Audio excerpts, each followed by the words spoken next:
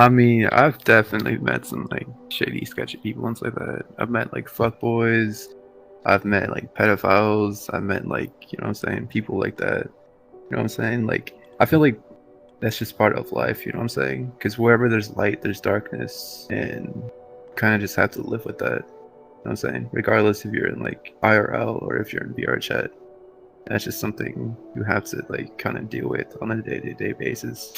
There was only one time, I think, and it was this guy that was pretty much grooming some girl, and she was very young, and he was like my age, right? And I was like, that's kind of like inappropriate. I've only seen it like once, but there's also like an inappropriate side, or it's like sexual and stuff on here that I've seen more often. And that shit's wild. Like, I didn't know what ERP meant until I came up on here, so.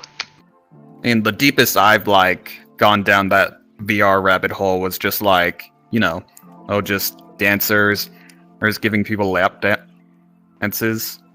But I never really traveled much further beyond that. And thankfully, I'm surrounded by people who prefer to not be that explorative with VR chat. I have seen someone that is like there are things that you can say and that you can't even say in VR chat. Otherwise, you'll have like people like actually try and dox you. And I'm not saying like if you just like describe something like certain gangs, what certain gangs do and stuff like that, or describe one of their members, like they will try and dox you, like try and hack your PC. They'll take your credit card information, they'll swat you, all that kind of stuff. Like, I knew one person in that kind of social group, and I don't hang out with him anymore because like he gave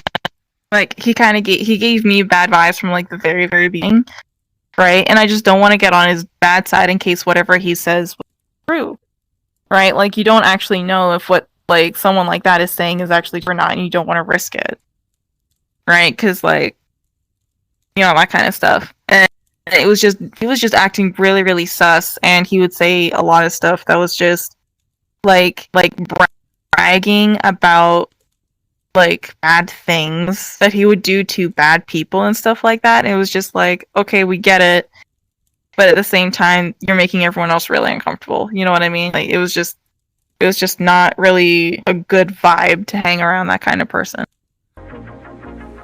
I think I have, like, to an extent. I've run into quite a few, you know, predators, you know, people who, like groomers. I've run into, people who are manipulative, and it's very easy for them because they're hiding behind an avatar. They're hiding behind a mask.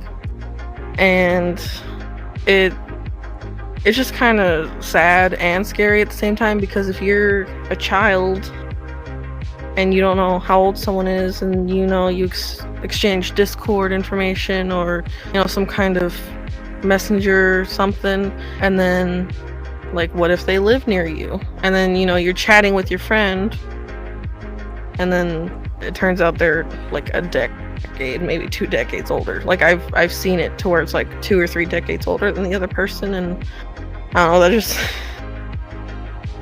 like, even in virtual reality, you can't be safe, you know? It's just sad. No, I think it's just pedophiles and hackers. Feel like because, you know, meta's all online. Hackers have a big advantage that it's all online. So I find the one thing sketchy about this entire thing is VR chat might get completely taken over by one person. They might have everyone's information. Pedophiles, another thing. There's a lot of programs where you could change your voices. I'm pretty sure a lot of people know that. There's pictures of just young people all over the internet. And what I mean by pedophiles, I'm basically meaning by catfishing. People could think that I am either 12 years old and sound like this, or I could be some 35-year-old having a voice changer on. and I could be talking to like this one girl that's like, I don't know, 10 years, 20 years younger than me. And none of y'all would know because y'all don't know what I look like, you do not know what I sound like. You only see the front. You don't see the actual truth. That's what I find sketchy about pedophiles, because pedophiles have an advantage as well. You get to hide behind a screen.